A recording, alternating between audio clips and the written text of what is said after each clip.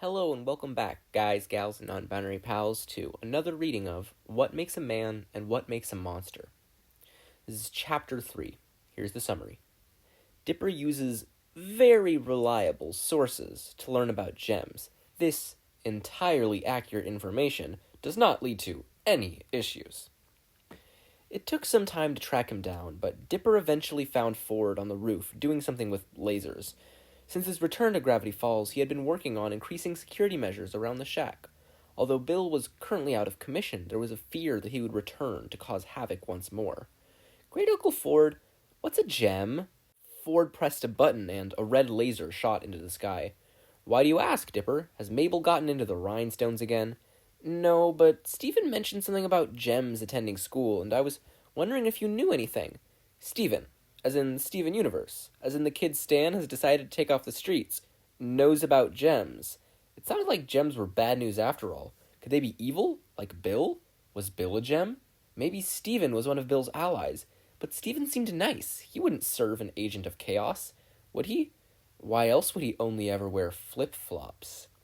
There was a ringing that was getting louder, and louder. Dipper was kneeling on the ground. When had that happened? His binder was shrinking, squeezing until he could no longer breathe. His hand fumbled, but he managed to reach into his pocket. Mabel had placed a worm on a string in there earlier, and Dipper needed the distraction. He ran the creature between his fingers. There had been a thing, something about breathing and counting. What was it? He couldn't recall the pattern. Then an idea came to mind. Dipper stopped inhaling. He held his breath for as long as he could. When he started again, his breaths were more controlled, and he could hear her talking, a voice that was still too loud but quieter than before. Dipper, it's okay. There are no gems to worry about in Gravity Falls. And even if there were, gems don't seem to bother getting involved in human affairs. When I graduated and was looking for a place to study anomalies, one of the possibilities was a town in Delmarva called Beach City. When I went to check it out, I found an old temple and 4 mostly humanoid creatures that refer to themselves as the Crystal Gems. They told me to leave and not come back, insistent that humans should stay on their end of the beach, practically pushed me into my car, then walked away, discussing installing a fence. They just wanted to be left alone. Nothing to worry about. I'm pretty sure Steven said he was from Delmarva. He probably had a similar run-in. Dipper thanked Ford and made his way back to the attic. He sat down on his bed. He could end his search now, close the case on that branch of weirdness, and move on to the strangeness of Gravity Falls. But the way Stephen had mentioned gems did not make it seem like he had experienced a simple encounter, which meant that there was more to learn. Googling gems just gave him search results about different types of stones and where you could purchase them. Googling Beach City gave a list of various coastal cities around the world.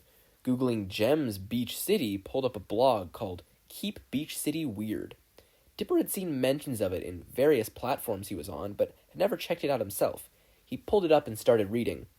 At first, it just seemed to be someone trying to find something interesting about a normal town, nothing about gems. Dipper was about to close the page when a photo of a younger Stephen came up. All of his fingers were cats.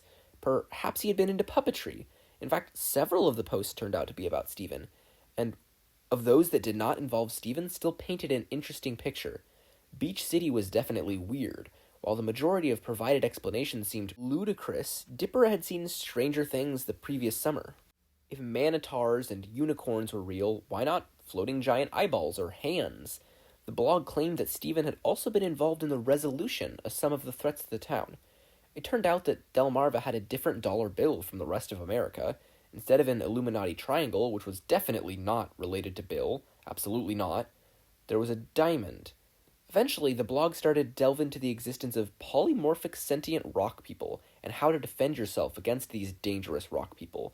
Stephen continued to be referenced, repeatedly. After reading a post about how 2 flying hands appeared in the sky and one rose from within the Earth's crust, Dipper turned off his phone. Great Uncle Ford had said that the gems did not bother with the lives of humans, but Stephen was clearly involved with them. And the blog had mentioned that gems could shapeshift. Stephen could be a gem. But what would a gem be doing in Gravity Falls? Was it connected to their plan to hollow out the Earth and use it for nefarious purposes? Was Stephen connected to the Great Diamond Authority? Dipper rushed through the shack. He had to tell Ford about his findings. He ran through the gift shop where he passed Mabel, who was having a conversation with Stephen. But Stephen could not be trusted. Mabel was in danger. He had to warn her. Mabel, I need to talk to you right now. in private. Aw man, can it wait? Steven is really fun to talk to.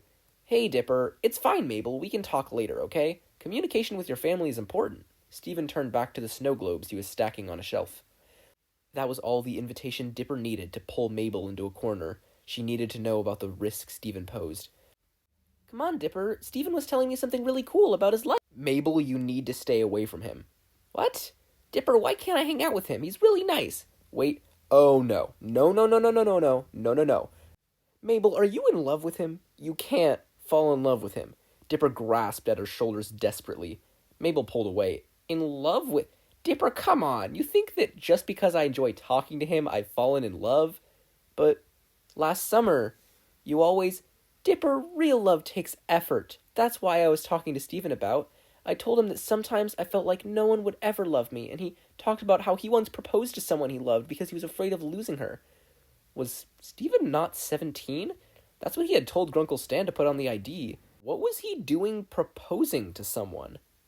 Then he talked about how you need to put effort into a relationship and be an independent person first. Plus he has a girlfriend. Her name is Connie. Before you interrupted, he was telling me about how it felt to be Stevani with her. Isn't that cute? They gave themselves a ship name.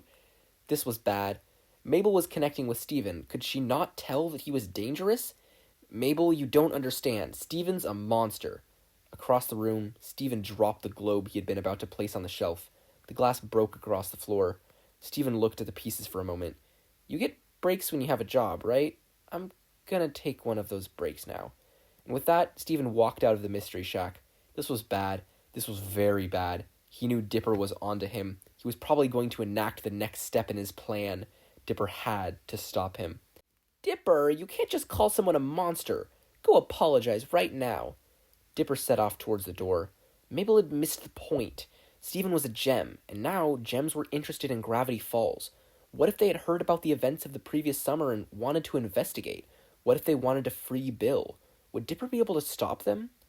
Steven was walking into the woods. That was where Bill was. Bill had to stay imprisoned. Steven was dangerous. It would be unsafe to go alone. But Mabel wanted him to apologize for telling the truth, and it would take too long to find someone else to come with him, which meant Dipper would have to go alone and make sure nothing happened. Dipper took a deep breath and set off after Steven Universe. And that's the end of Chapter 3.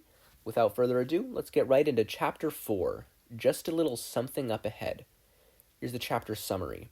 Dipper follows Steven. There's no way this could possibly go badly for anyone. How was Steven so fast? He was wearing flip-flops in a forest, and yet, despite Dipper's best efforts, he was managing to get further away. Where could he be heading? The only thing in that direction was the canyon wall. Unless there was something that Dipper didn't know about. What if it was a gem hideout? If gems wanted to hollow out the earth, they would need more than one location. And it would be just his luck if one turned out to be in Gravity Falls. Bill had taken an interest in the town. Why not in a race of evil space rocks? Dipper could no longer hear Steven's flip-flops. That was bad. Had he lost him? He would be able to do anything. Maybe he was doubling back to Bill's location. Never mind all that. Focus on finding Steven. Steven was the current danger. Bill was trapped, unless he managed to escape. Or Steven helped him escape. Never mind all that. Find Steven, deal with Bill later. Which way could he have gone? Dipper's eyes scanned the trees, searching wildly for any sign of the current threat. Then he heard something. A voice, heavy and deep, as if talking required more energy than could be provided. Slightly distorted, as if spoken by something not fully human. Can you come out here? A pause. It should be fine. Apparently, it only affects anomalies. It had to be Steven talking. But who was he talking to? Could he be talking with Bill? No, Bill qualified as an anomaly, which meant it had to be someone else. As long as he doesn't cross the town border, he should be able to take you home. Okay, yeah, I'll send you my location. See you soon. Steven appeared from behind a tree. Dipper crouched down, hoping Steven wouldn't notice him. He could not afford to reveal himself before he knew what was going on. Steven was crying, and the sunlight coming through the trees made his skin glow. Steven's eyes surveyed the trees for a moment. Dipper stayed still, but he had to control his breathing. It was going to give him away. Steven didn't seem to notice, setting off once more towards the cliff. Dipper waited until Steven was further away, then restarted his trailing. Steven reached the wall and looked around. His eyes were wild, darting back and forth across the trees. Had he discovered Dipper? What if he saw the whites of his eyes? What if he could hear his breathing? He could not get caught. Dipper shut his eyes, held his breath, and counted to 23. At that point, his worry of what was happening overran his fear of being found. Dipper rushed to the base of the cliff. He had to search for clues about what Stephen had done to escape. He hadn't heard anything, which meant that magic was probably involved. In order to follow him, Dipper needed a fast way up. Had the journals mentioned anything about the cliffs? Floating eyeballs lived in a cave at the other side of town, which Bill had used to freeze humans. Never mind all that. Mabel's bubbles had hung between the cliffs. Never mind all that. Do not be summoned at all costs. Never mind all that. Wait, there was a passage up the cliff. Not that far away, there was a colony of leprechauns that would teleport you up the cliff in exchange for a gold piece. But Dipper didn't have any gold. Maybe they would be willing to negotiate. They were not willing to negotiate. However, they were willing to give Dipper a single free passage up the cliff in exchange for his actions the previous summer. When Dipper finally managed to catch up to Stephen, he was right by the border of the town, at the barrier. He had been interested in it before. What if he escaped? Kneeling so that Stephen wouldn't notice him, Dipper picked up a stick. He did not want to have to fight a creature of unknown power without a weapon. But Stephen merely checked his phone, then looked up expectantly. Just outside the border, a glowing pink circle began to form. It swirled in a familiar pattern. It almost looked like the portal. A portal. Stephen was creating a portal. Was that how he had gotten up the cliff? Could he use a portal to escape the barrier? Would that work? And if it did, Stephen would be able to leave Gravity Falls. But instead of Stephen trying to go in the portal, something came out. A pink lion, which, okay, Dipper had seen stranger creatures. The multi-bear was real, why not pink lions? A pink lion with someone on its back. Or something? Another monster? A gem? It appeared humanoid, but so did Stephen. The newcomer leapt off the lion and made eye contact with Stephen. Connie! At the sound of Stephen's voice, the lion turned. It tried to move towards him, but the rider, Connie, stopped him. Sorry, lion, you can't go in there, okay? I'll help Stephen, you just rest. Here. Reaching into a bag, the newest threat pulled out a lion liquor, gave it to the beast, then turned towards Stephen. Wait, was that a sword attached to her back? Connie, Stephen reached towards the lion tamer, but the barrier fizzled and prevented him from making contact. Then the newest huge potential risk to the safety of the planet stepped within the barrier limits and opened her arms. Stephen practically collapsed into them. Okay, Stephen, let's sit down. Do you want to talk about it now or later? Now, I guess. It was great, and I thought I was doing okay fitting in, but then one of the kids, Dipper, Stephen broke into sobs. I'm here, Stephen. Whatever it is, I'm here. And the gems will support you no matter what. They wanted to come, but figured I would be less likely to trigger the barrier. Gems. Stephen was involved with the gems. The gems wanted to be here. This was bad news. Connie, he called me a monster. Connie's eyes flashed darkly, and Dipper was very grateful that he had knelt down where she couldn't see him.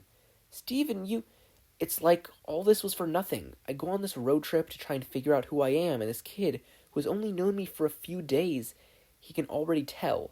I thought I did a decent job hiding it. I've covered the marks the entire time and everything, but in the end he could still tell. In the end he knew. I'm still a monster. Do you want me to explain how I see it? I don't... Okay, yes. Connie wiped Stephen's tears and smiled at him. Listen, you said this town was odd.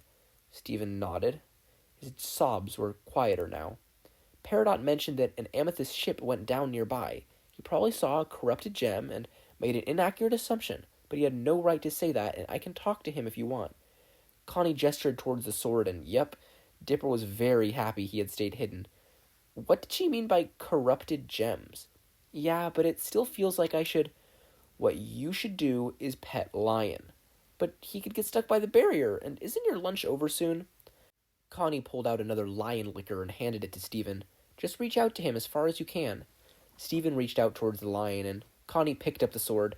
Stephen stretched out his hand, and then the lion leaned his snout forwards. Although the barrier was there, Stephen and the lion were just barely able to make contact. Stephen smiled and pet the lion's snout. When Dipper looked back at Connie, he found that she was just a few feet away, looking directly at him. Listen, I'm going to assume that you're Dipper. Do not call my boyfriend something like that ever again. He's been through enough, more than you can understand. He'd probably have a good reason to be reluctant to trust him, but he really needs human relationships. Staying in one place longer than a few days will be good for him, so do not hurt him. Physically, mentally, or emotionally. And I swear, whatever made you so freaked out will seem mild compared to what I do. Dipper nodded. Looking into her eyes, he had no doubt she was telling the truth. Connie seemed like she would go across the galaxy for Stephen. She was already willing to teleport with a pink lion on her lunch break to see him. I'm gonna stay here with Stephen. You should head back to the mystery shack.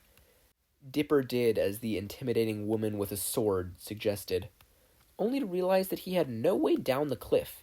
He knew it was pointless, but he checked his pockets for any gold he could use to pay the leprechauns. There was not. All he had was the worm on a string from earlier. Winding it through his fingers, Dipper started the long journey to the bridge. He could climb down there. When he managed to get back to the shack, Mabel was waiting. Did you apologize? What was Dipper supposed to say to that? That Stephen had access to a pink lion portal capabilities and that he was almost certain his life had just been threatened? Mabel wouldn't understand.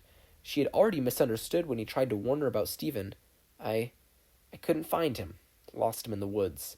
Mabel did not look happy, but she didn't try to keep him from going up to the attic.